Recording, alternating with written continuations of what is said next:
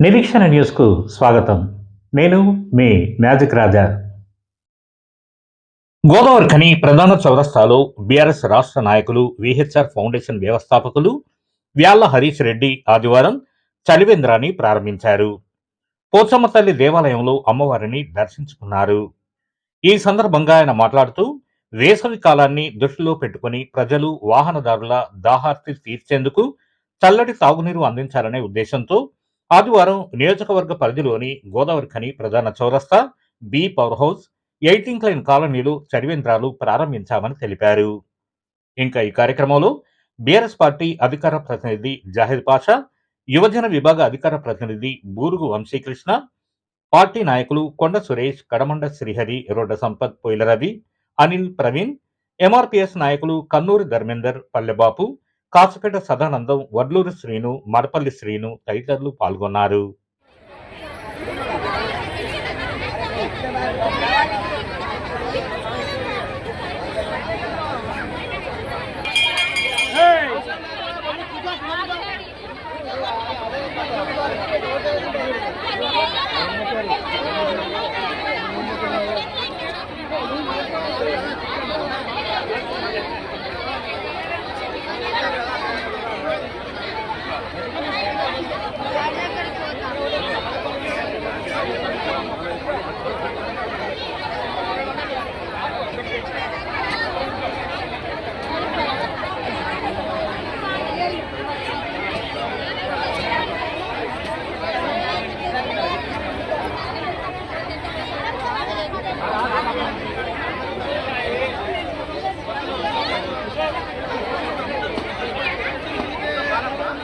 రామగుండం నియోజకవర్గంలోని గోదావరి ఖని పట్టణంలోని ప్రధాన చౌరస్తా వద్ద మరి నా విహెచ్ఆర్ ఫౌండేషన్ తరఫున ఒక చలివేంద్రం కేంద్రాన్ని ఇలా ఓపెన్ చేయడం జరిగింది, రిబ్బన్ కటింగ్ చేయడం జరిగింది. అట్లాగే నియోజకవర్గంలో 18 లైన్ కాలనీలో ఒకటి, తర్వాత మన బీ పవర్ హౌస్ చౌరస్తా కాడ ఒకటి, మొత్తం కలిసి ఒక 3 చలివేంద్రాలని కేంద్రాలను ఓపెన్ చేసినాము. వాస్తవంగా ఈ ఎండాకాలము ఎండలు బగబగ మండుతున్నాయి. అసలే మన సింగరేణి ప్రాంతం, బొగ్గుబాయిల ప్రాంతం, విపరీతమైన ఎండలు, థర్మల్ పవర్ ప్లాంట్లు, మరి ప్రజలకి ఏదో ఒకటి చిన్న సాయం చేయాలని ఒక సదుద్దేశంతో అలా ఇక్కడ ఈ చలివేంద్రాలను ఓపెన్ చేసినాము. ప్రజలు కూడా, ఇక్కడ ఉన్న వాళ్ళు, వ్యక్తులు కూడా అందరూ కూడా గమనించి దీన్ని మంచిగా విరివిగా వాడుకోండి. ఎందుకంటే ఎండపూట ఇక్కడ తిరుగుతూ ఉంటే వడదెబ్బలు అవన్నీ తాకకుండా కూడా మీకు చల్లటి నీళ్ళు ఇక్కడ కూల్ వాటర్ ఇస్తున్నాము. డైరెక్ట్గా వాటర్ ప్లాంట్ నుంచి వాటర్ టిండర్లో తీసుకొచ్చి పెట్టినాము. సో ఎవరికైనా అవసరం ఉన్న వాళ్ళు వచ్చి ఇది వాడుకోండి. స్వచ్ఛందంగా చేస్తున్నటువంటి సేవ కాబట్టి అందరూ ముందుకు వచ్చి దాన్ని వాడుకోవాలని చెప్పేసి కోరుతూ మరొకసారి ఈ కార్యక్రమానికి వచ్చేసినటువంటి మా సోదరులందరికీ కూడా వినమ్రపూర్వక ధన్యవాదాలు. ప్రజాపాలన ప్రగతి ప్రణాళికలో భాగంగా నిర్వహించిన శానిటేషన్ స్పెషల్ డ్రైవ్ చివరి రోజు ఆదివారం సండే ఫండే థీమ్తో గోదావరి ఖని పుష్కర ఘాట్ వద్ద స్వచ్ఛత కార్యక్రమం నిర్వహించామని రామగుండ మేయర్ మహంకాళి స్వామి తెలిపారు. CDMA joint director Venugopal Reddy, deputy mayor Partipalli Ellaiah, అదనపు కలెక్టర్, ఇన్ఛార్జ్ కమిషనర్ అరుణశ్రీ, కార్పొరేటర్లు, అధికారులు, మెప్మా సిబ్బంది కలిసి నదిలోని చెత్తను తొలగించారు. రాబోయే గోదావరి పుష్కరాల కోసం ఎమ్మెల్యే ఎంఎస్ రాజ్ ఠాకూర్ ఆదేశాలతో డిపిఆర్ తయారు చేసి సుమారు 150 కోట్ల రూపాయల నిధుల మంజూరు కోసం చర్యలు కొనసాగుతున్నాయని మేయర్ తెలిపారు. నగరంలో ప్రజాపాలన ప్రగతి ప్రణాళిక అమలు పట్ల జాయింట్ డైరెక్టర్ వేణుగోపాల్ రెడ్డి సంతృప్తిని వ్యక్తం చేస్తూ ప్రతి నెల గోదావరి తీరంలో స్వచ్ఛతా డ్రైవ్ నిర్వహించాలని సూచించారు.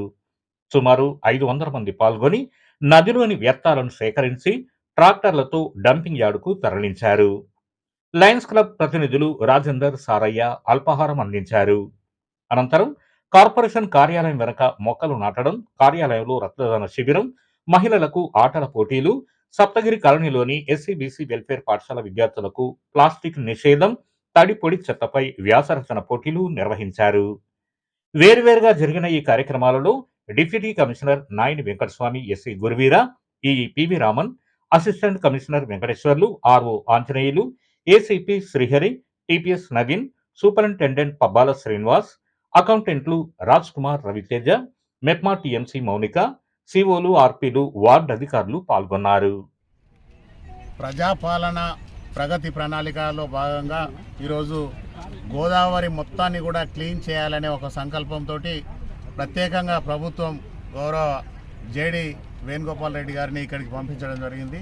ఈ కార్యక్రమంలో గౌరవ కమిషనర్ గారు అరుణశ్రీ గారు, మా డిప్యూటీ మేయర్ ఎల్లన్న గారు, అలాగే దాదాపుగా 500 మందితోటి ఈరోజు గోదావరి అంతా కూడా క్లీన్ చేయాలనే ఒక సంకల్పంతో ప్రజలందరూ కూడా ఇక్కడికి రావడం జరిగింది. దీంట్లో మా ఆర్పీలు కానీ, మెప్మాకు సంబంధించిన వాళ్ళు కానీ, మున్సిపల్ సిబ్బంది, అలాగే కార్పొరేటర్స్ అందరూ కూడా ఈరోజు ఈ కార్యక్రమంలో పార్టిసిపేట్ చేస్తూ ఉన్నారు. ప్రజలందరినీ ఒకటే కోరుతా ఉన్నాం, రామగుండం కార్పొరేషన్ అనేది క్లీన్ రామగుండం, గ్రీన్ రామగుండంగా కావాలంటే ప్రతి ఒక్కరు కూడా రోడ్ల మీద చెత్త వేయకుండా మున్సిపల్ నుంచి ఏదైతే ట్రాలీస్ వస్తూ ఉన్నాయో రోజు ఎవ్రీడే గార్బేజ్ అంతా కూడా ట్రాలీకి ఇచ్చినట్టయితే రామగుండాన్ని ఒక బ్రహ్మాండమైన అందమైన నగరంగా తీర్చిదిద్దే అవకాశం ఉంటుంది. ప్రతి ఒక్కరు కూడా, ప్రతి మహిళలు కూడా దాదాపుగా ఇక్కడికి 500 మంది మహిళలు రావడం జరిగింది. ఆర్పీలందరికీ కూడా సూచన చేస్తూ ఉన్నాం, డోర్ టు డోర్ వెళ్ళండి. ప్రతి మహిళతోటి డైరెక్ట్గా ఇంట్లోకి వెళ్ళి మాట్లాడే చొరవ మీకు ఉంటుంది. ప్రతి మహిళను కూడా మోటివేట్ చేయండి. క్లీన్ రామగుండంగా చేయాలంటే ప్రతి వాళ్ళు కూడా భాగస్వాములు కావాల్సిన అవసరం ఉన్నది. గత 20 సంవత్సరాల నుంచి రామగుండం పూర్తిగా ధ్వంసం అయిపోయిన పరిస్థితులలో గౌరవ ఎమ్మెల్యే రాజ్ ఠాకూర్ మక్కాన్ సింగ్ గారు ఈ ప్రాంతానికి దీన్ని ఒక అందమైన నగరంగా తీర్చిదిద్దాలనే సంకల్పంతో దాదాపుగా 800 కోట్ల రూపాయలు తీసుకొచ్చి ఈ ప్రాంతాన్ని అంతా బ్రహ్మాండంగా అభివృద్ధి చేస్తున్న పరిస్థితి. ఈ పరిస్థితుల్లో ప్రతి వాళ్ళు కూడా అభివృద్ధిలో భాగస్వాములు కావాల్సిన అవసరం ఉన్నది. క్లీన్ రామగుండంలో భాగస్వాములు కావాల్సిన అవసరం ఉన్నది.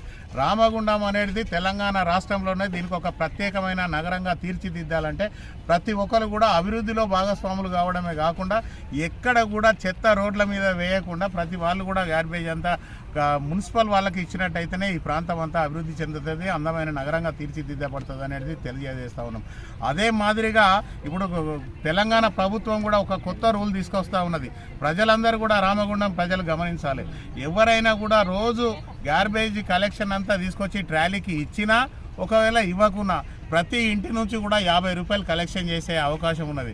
అందుకే మేము ఏమంటున్నామంటే మీ ఇంట్లో ఉన్న చెత్తను మీరు తీసుకొచ్చి ఆ ట్రాలీకి కానీ ట్రాక్టర్ కానీ ఇచ్చినట్టయితే అది వెంటనే వాళ్ళు తీసుకెళ్ళి ఊరవతల పడేస్తారు. కానీ మనం అలా ఇవ్వకుండా ఊరు మధ్యలో ఉన్న, ఇళ్ళ మధ్యలో ఉన్న ఎక్కడో ఒకడ తీసుకొచ్చేయడం వల్ల ఆ వాసనకు అక్కడ ఉన్న ప్రజలందరూ కూడా రోగాల బారిన పడి, అసలే మనకు రామగుండం అంటే ఎక్కువ పొల్యూషన్ ఉన్న ప్రాంతం, ఇక్కడ ఇండస్ట్రీస్ ఎక్కువ ఉంటాయి, పొల్యూషన్ ఎక్కువ ఉంటుంది.